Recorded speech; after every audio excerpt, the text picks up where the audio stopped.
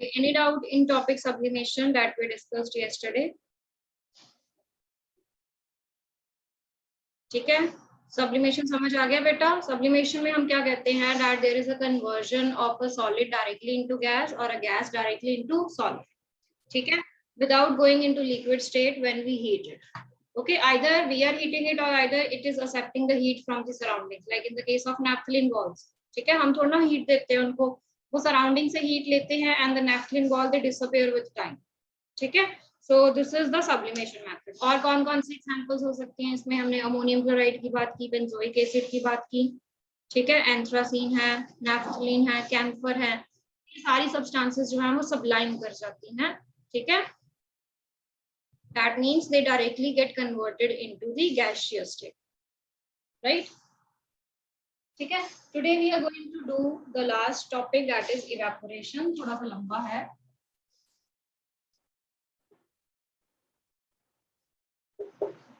Right, I'll be explaining this topic along with the phenomena boiling.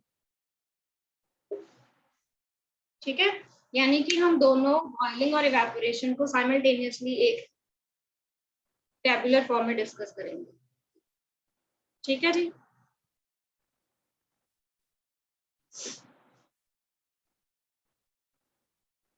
Ramnik, I have just given the recap of what we have done yesterday. ठीक है, और कुछ नहीं किया.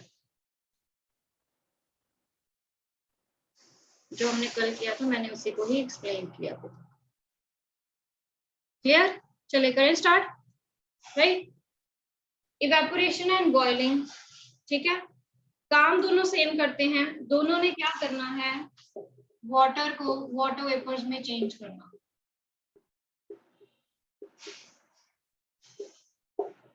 Right, दोनों का काम सेम है, दोनों ने वाटर को वाटर वेपर्स में चेंज करना है.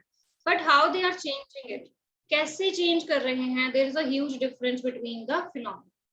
ठीक है, पानी को पानी वाटर वेपर्स में वो चेंज कर रहे हैं, but how in the evaporation and how it is going in the boiling point, that is quite different. ठीक है, अगर हम बॉइलिंग की बात करें सबसे पहले, if we talk about the boiling, boiling का मतलब क्या है कि मैं सब्सटेंस को हीट कर रही हूँ and we are basically waiting for a specific temperature that we called as boiling point. ठीक है, हम boiling point का वेट करते हैं. ठीक है, तब जो सब्सटेंस है it starts boiling. ठीक है, that means this phenomena or this process it occurs at a specific temperature called boiling point. ठीक है, तो पानी कब बॉयल होना शुरू होगा, जब वो अपना बॉइलिंग पॉइंट जो है वो अटेन करेगा. ठीक है, पानी कब इवेपोरेट होगा, this process can occur at any temperature. किसी भी टेम्परेचर पे ये हो सकता है, किसी भी टेम्परेचर पे जो वाटर है, ठीक है, it can evaporate. Right, now the next thing, that boiling is a bulk phenomena. अब मैं इसका मतलब समझाती हूँ. बल्क क्या का मतलब है, सी हमारे पास एक बीकर में वाटर है जिसको मैंने बॉईल करवाना. I am having water in the beaker. अब वाटर की ये वाली जो लेयर होती है ना सबसे ऊपर वाली, this is the surface layer. बाकी ये जो अंदर की तरफ होते हैं दे आर इन बल्क. अंदर वाले जो पार्टिकल्स होते हैं ना, ठीक है, वो हम कहते हैं they are the bulk particles. Clear? अब जब बॉइलिंग होनी है बेसिकली, तो we are basically heating it to a very very high temperature. ठीक है, हाई टेम्परेचर तक लेके जाते हैं. तो ये जो सारे पार्टिकल्स हैं, जो सरफेस वाले पार्टिकल्स हैं, जो अंदर वाले पार्टिकल्स हैं, ये सारे पार्टिकल्स क्या करते हैं, दे एब्जॉर्ब हीट एनर्जी. जब हम उसको बॉईल करवा रहे हैं, ठीक है, ये सारे जो है they absorb the heat energy. ठीक है, हीट एनर्जी एब्जॉर्ब करते हैं and they get converted into the vapour state. ठीक है, on accepting the heat energy वो अपनी अट्रैक्शन फोर्सेस को तोड़ते हैं and they get converted into the gaseous state. Clear हुआ? इतनी चीज क्लियर हुई? ठीक है, जब हम हीट एनर्जी प्रोवाइड करते हैं इन द बॉइलिंग प्रोसेस, तो दोनों जो लेयर्स के पार्टिकल्स हैं, सरफेस लेयर वाले भी और जो बल्क वाले हैं, ये सारे इक्वली एनर्जी एक्सेप्ट करते हैं and they get converted into the gaseous state. जाना कैसे है, वही सेम चीज है, फोर्सेस ऑफ अट्रैक्शन को तोड़ना है लिक्विड से गैस में जाने के लिए, ठीक है। फोर्सेस ऑफ अट्रैक्शन को वो ब्रेक करेंगे, स्पेस इंक्रीज करेंगे and they will be free, ठीक है, they will be free to get converted into the gaseous state, ठीक है। बट इवेपोरेशन में क्या होता है, इवेपोरेशन में ये बल्क वाले पार्टिकल्स इन्वॉल्व नहीं होते, इवेपोरेशन में ये सिर्फ सरफेस वाले पार्टिकल्स इन्वॉल्व होते हैं, only this layer is involve in the evaporation process, ठीक है। So that's why we said that evaporation is a surface phenomena. और इवेपोरेशन में ये भी नहीं है कि हम स्पेसिफिकली उसको एनर्जी प्रोवाइड करते हैं। अभी देखो समर्स का सीजन है, ठीक है, आप एक बाउल में पानी बाहर रखो, पानी अपने आप जो है वो इवेपोरेट होता होता खाली हो जाएगा आपका कंटेनर, ठीक है, थोड़े टाइम तक, राइट। तो इवेपोरेशन जो है वो सरफेस फिनोमिना है, इसमें ये नहीं है कि we have to specifically provided heat, ठीक है। ये फिनोमिना जो है वो सराउंडिंग से भी हीट लेके हो जाता है, so that's why we are saying that it can occur at any temperature, ठीक है। जरूरी नहीं है कि हमें उसको 100 डिग्री सेल्सियस तक पहले बॉईल करवाना पड़ेगा तभी इवेपोरेशन होगी, no, evaporation it can take place at any temperature, it can take heat from the surrounding itself, ठीक है। जैसे जैसे वो सराउंडिंग से हीट लेता जाएगा, the things they will be getting evaporate, ठीक है, the water it will be getting evaporated. अब जैसे मैंने आपको कहा है कि it is a surface phenomena, यानी कि जो सरफेस लेयर है सिर्फ वही हीट एनर्जी एक्सेप्ट करेगी, ठीक है।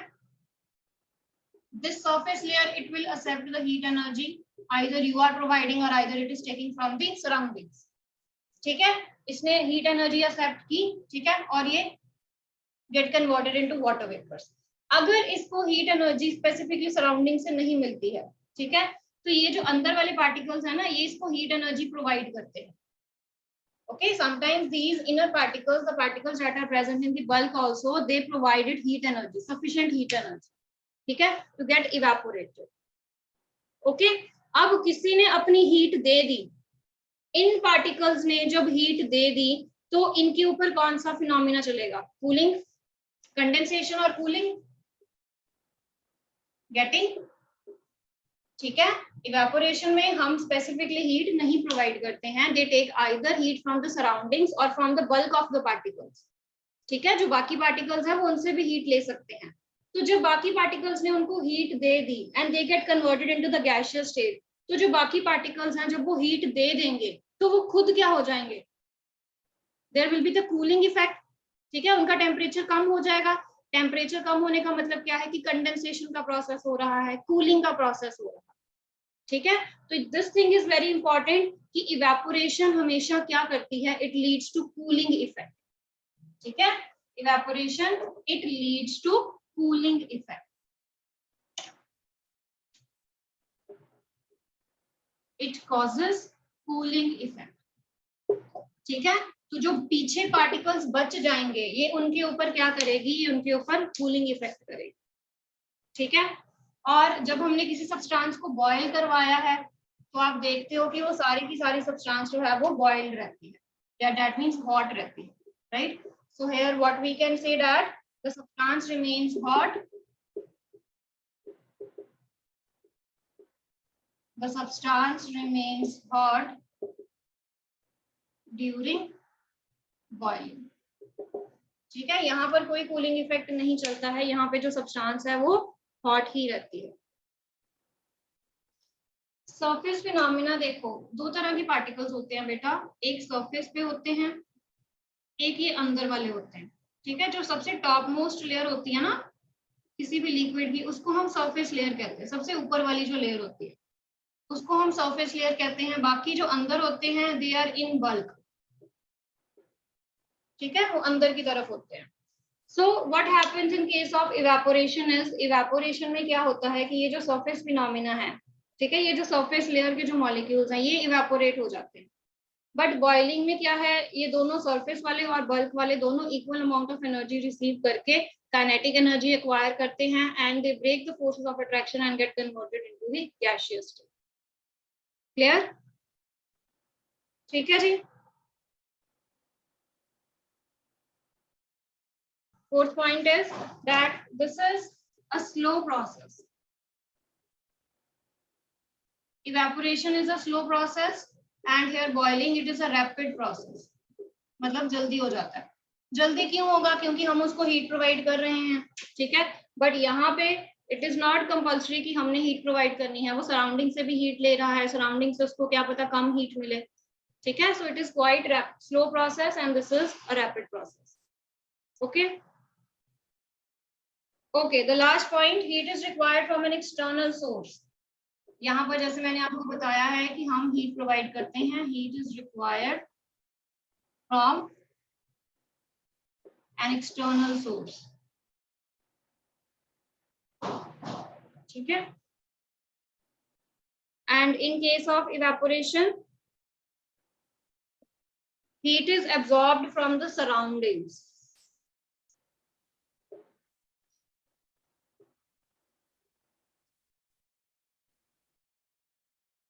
यहाँ पर हम सराउंडिंग्स को एज बल्क में भी कंसिडर करते हैं कि जो उसके बाकी पार्टिकल्स हैं वो भी उसको हीट प्रोवाइड कर सकते हैं, ठीक है। So heat is absorbed from the surroundings. Clear? अब काफी हद तक मैंने आपको इवेपोरेशन का फिनोमिना समझा दिया है, ठीक है, इन बॉइलिंग और इन डिफरेंसेस में। तो now we are going to discuss whatever left in the boiling, in the evaporation process, ठीक है।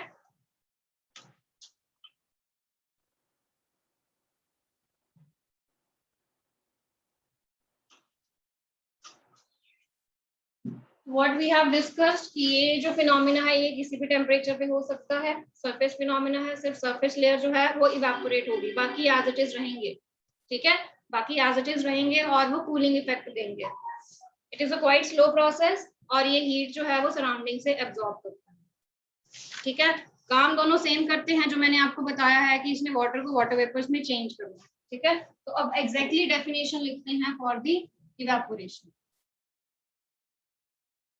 So what is evaporation? Basically, it is a phenomena of change of liquid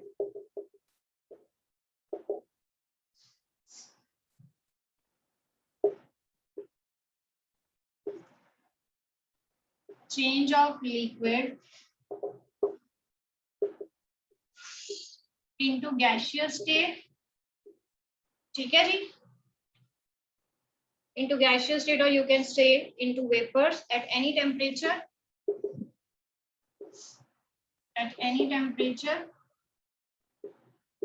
below its boiling point.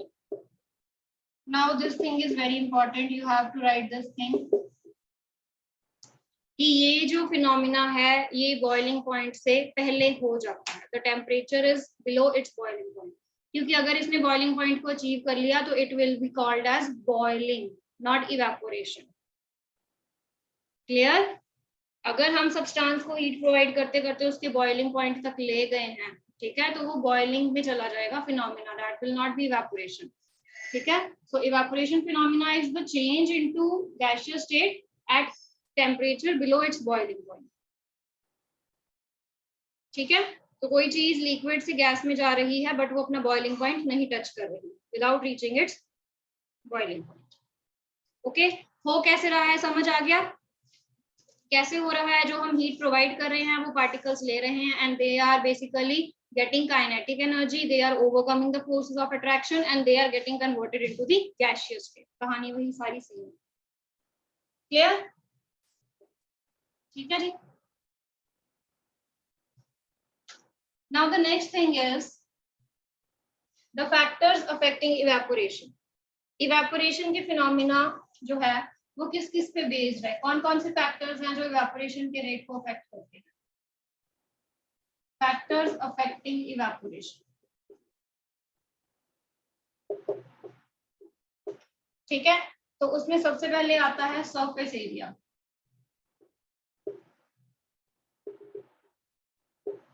That means कि कितनी space जो है या कितना area हमने उसको एक्सपोज्ड कराया हुआ। अब सबसे इजी एग्जांपल है, एक आपके पास टी जो है वो कप में है और एक कप के नीचे जो प्लेट होती है ना सॉसर, एक उसमें है, आपने ले ली, ठीक है। एक आपने टी जो है आपकी टी कप में है और एक थोड़ी सी आपने टी जो है कप में से उस सॉसर में से पोर कर ली, ठीक है, उस सॉसर में पोर कर ली। अब कौन सी टी जो है, किसमें टी जो है वो जल्दी ठंडी होगी, ठीक है, जो कप में है या सॉसर में है, जो सॉसर में है, ठीक है, बिकॉज कप में उसका सरफेस एरिया कम है, सॉसर में उसका सरफेस एरिया ज्यादा है, ठीक है। जो एरिया एक्सपोज्ड है वो कप में क्या है, कम है, ठीक है, बट वही अगर हम प्लेट लें तो उसमें जो एरिया एक्सपोज्ड है वो ज्यादा है, ठीक है। तो यानी कि ज्यादा पार्टिकल्स जो हैं यहाँ पर, more number of particles they are getting exposed to the atmosphere. यहाँ पर क्या है, कम पार्टिकल्स जो हैं दे आर गेटिंग एक्सपोज्ड, ठीक है। यहाँ पर क्या है, कम particles they are getting exposed, क्योंकि यहाँ पर जो सरफेस लेयर है इतने पार्टिकल्स जो हैं वो एक्सपोज हो रहे हैं टू द एयर, ठीक है। तो that means here more number of particles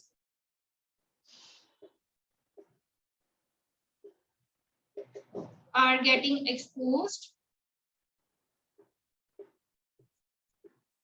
from the surface, okay, so more is the rate of evaporation, ठीक है। तो इवेपोरेशन का रेट भी जो है वो उतना ज्यादा होगा, समझ आया। हमने बस अपना फोकस अब सरफेस वाले पार्टिकल्स पे रखना है, ठीक है। जितने मेरे सरफेस पार्टिकल ज्यादा एक्सपोज होंगे उतना ज्यादा रेट ऑफ इवेपोरेशन ज्यादा होगा, ठीक है। सो और हम क्या कहते हैं, मोर is the surface area, more is the rate of evaporation, ठीक है। Rate of evaporation it increases with the increase in the surface area, clear. ये जो मैंने लाइन लिखी है ना, इसका मतलब क्या है, more number of particles they are getting exposed, इसका मतलब है more surface area,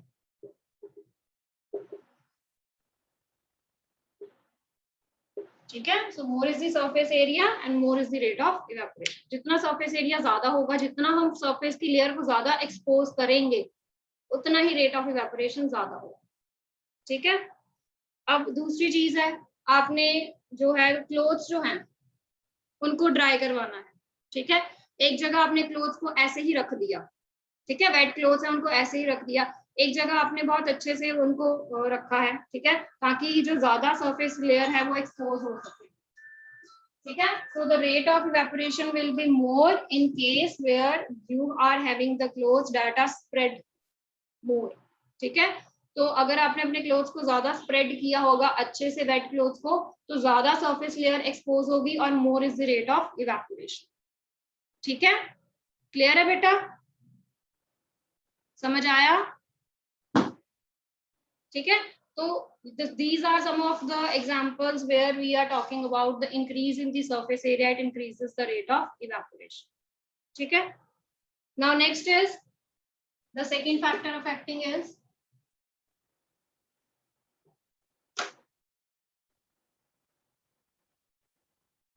after surface area there is increase in temperature, the second factor,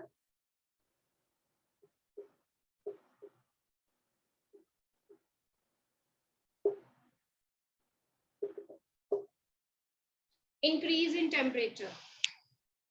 So this it can be understood very clearly कि जितना ज्यादा टेम्परेचर होगा, more is the temperature, more is the rate of evaporation, उतनी ही जल्दी जो है particles जो है वो इवेपोरेट करेंगे, क्लियर। जितना आपका टेम्परेचर ज्यादा होगा उतना ही ज्यादा इवेपोरेशन का रेट होगा। जैसे समर्स है, समर्स में इवेपोरेशन जल्दी हो जाती है as compare to the winters, क्यों, क्योंकि समर्स में जो टेम्परेचर होता है वो ज्यादा होता है, ठीक है, और विंटर्स में जो टेम्परेचर होता है वो कम होता है, ठीक है। So rate of the temperature, sorry, the temperature, the increase in the temperature, it is going to increase the rate of evaporation, clear.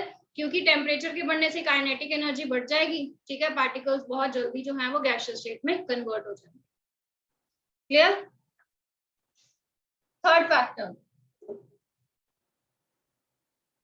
Factor is humidity. अब सबसे पहले पढ़ लेते हैं what is humidity actually. So it is the amount of water vapours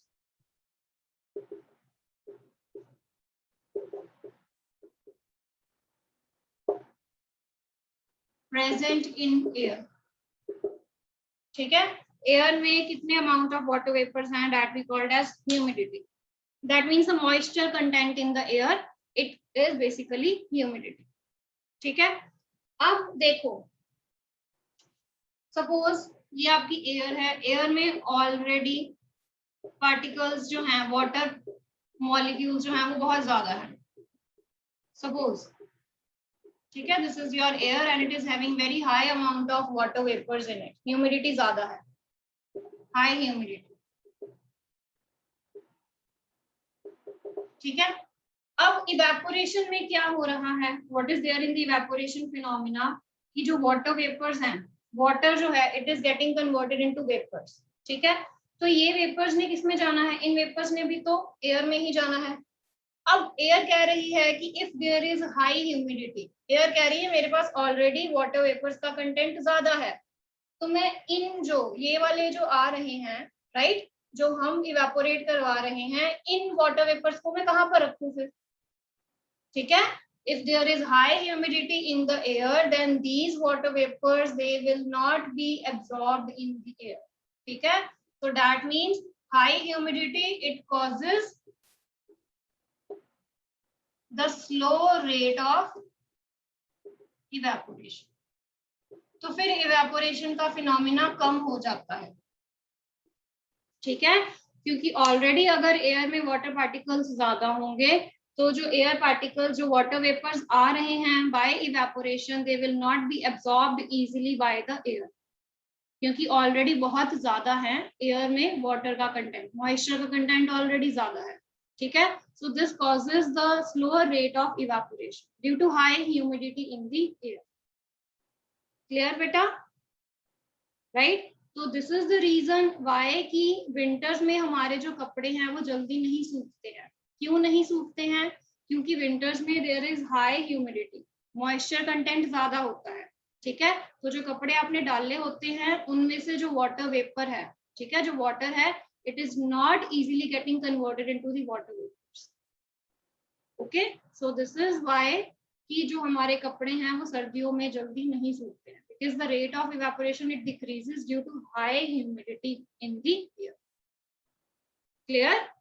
winters में humidity ज्यादा होती है, मॉइस्चर कंटेंट ज्यादा होता है, इसलिए जो रेट ऑफ इवेपोरेशन है विंटर्स में वो स्लो हो जाता है. ठीक है जी, तो डिस्कस कर लेते हैं. The last factor is increase in wind speed. Increase in wind speed.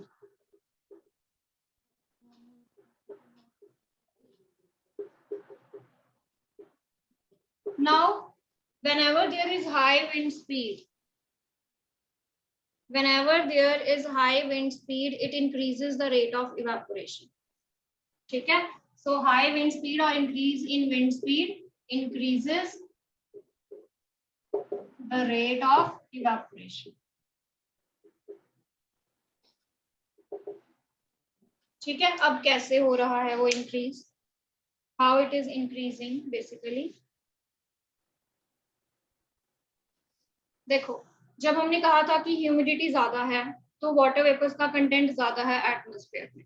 ठीक है, अगर विंड स्पीड ज्यादा हो गई, if there is high wind blowing, तो क्या होगा, वो इन वाटर वेपर्स को दूर दूर तक स्प्रेड करेगी. विंड स्पीड ज्यादा होने के कारण ये जो एयर में वाटर वेपर्स हैं दे विल आल्सो मूव. ठीक है, they will also cover some area. तो सपोज उसने ऐसे इनको मूव करवाना शुरू कर दिया, डिस्पर्स करवाना शुरू कर दिया.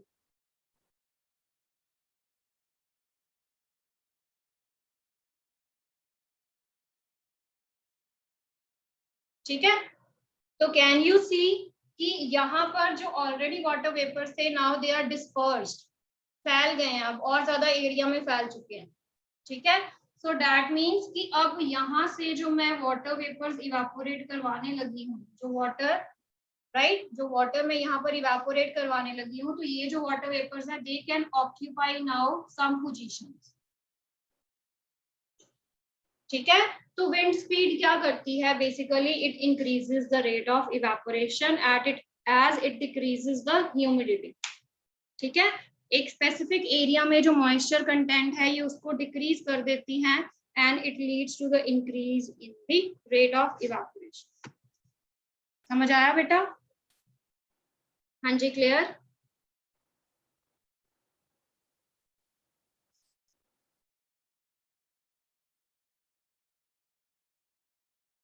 So what we have discussed so far now, evaporation की evaporation किसको कहते हैं, right? The process of conversion of the liquid into the water vapors below its boiling point. ठीक है, उसके बाद evaporation किस किस फैक्टर से इंक्रीज या डिक्रीज होता है?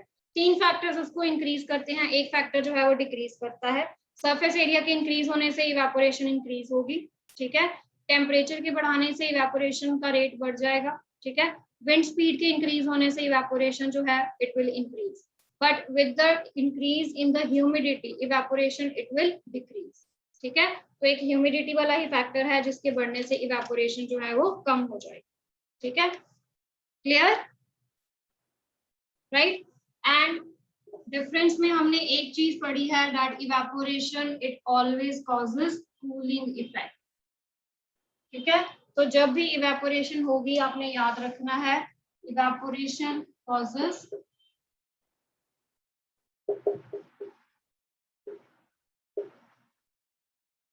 Cooling effect. जब भी सरफेस पार्टिकल्स इवेपोरेट हो जाएंगे तो पीछे जो पार्टिकल्स रह गए हैं, ठीक है, they will be giving you cooling effect. Okay, whenever the surface particles they leave their sides, they leave their position, the particles left, और जहां से वो हीट लेके गए हैं, यहाँ का ये भी मतलब है कि जहां से वो हीट लेके गए हैं उसके ऊपर क्या चलेगा, कूलिंग इफेक्ट चलेगा। ठीक है, जिससे वो हीट लेके गए हैं बेसिकली उसके ऊपर कूलिंग इफेक्ट चलेगा। ठीक है, इसकी मोस्ट कॉमन एग्जांपल है pouring acetone on water. Acetone हो गया, परफ्यूम हो गया। ठीक है, जब आप ये चीजों को अपने हैंड पे, सपोज मैंने एसीटोन लिया, नेल पॉलिश रिमूवर होता है, ठीक है, वो लिया, परफ्यूम लिया, राइट, तो वो आपको एक कूलिंग इफेक्ट देते हैं, ठंडा सा इफेक्ट देते हैं। क्यों देते हैं? बिकॉज दे इवेपोरेट, वो इवेपोरेट कर जाते हैं by taking the heat from your hand. आपके हाथ से हीट लेके वो इवेपोरेट कर गए। कहाँ से हीट ली? मेरे हैंड से। ठीक है, तो कूलिंग इफेक्ट कहाँ पर चलेगा? मेरे हाथ पे। ठीक है, rest we will be doing tomorrow. Okay, तो इवेपोरेशन कॉजेस कूलिंग इफेक्ट की हम सारी एप्लीकेशंस कल करेंगे। ओके।